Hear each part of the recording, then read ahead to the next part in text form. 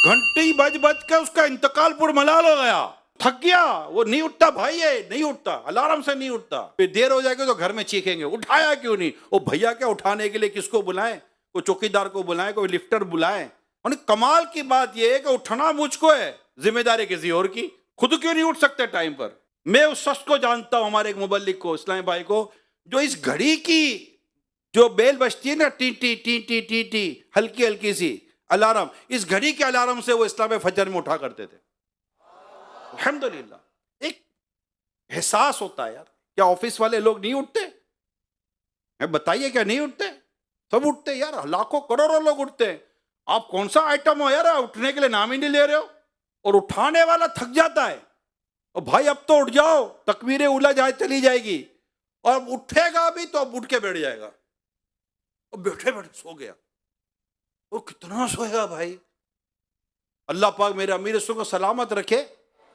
मैं चंद दफा मुझे अल्हम्दुलिल्लाह साथ एक ही कमरे में सोने का मौका मिला है।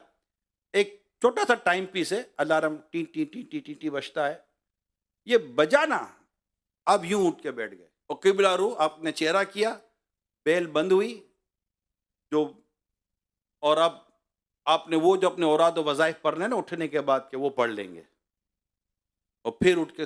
अब मैंने कभी नहीं देखा कि आपका उठने का टाइम था और आप उठ के बैठ गए और उसके बाद फिर लेट गए। ये कहां से लेटेंगे? इन्होंने तो कौम को उठाने का बेड़ा उठाया है। जो कौम को उठाने का बेड़ा उठाते हैं वो लेटते सोते नहीं है। यूं उठाने वाले पहले खुद उठे हुए होते हैं, और हम उठ रहा हूं।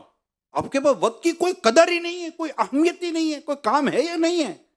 ये सोना है, उठना है, दूसरे काम करने हैं। जहां जहां टाइम जाया हो रहा है अपने वक्त को बचाएं, और सारे के सारे नियत करें इंशाअल्लाह इन मुबारक घड़ियों की खूब खूब कदर करेंगे, इसकी अहमियत को समझेंगे।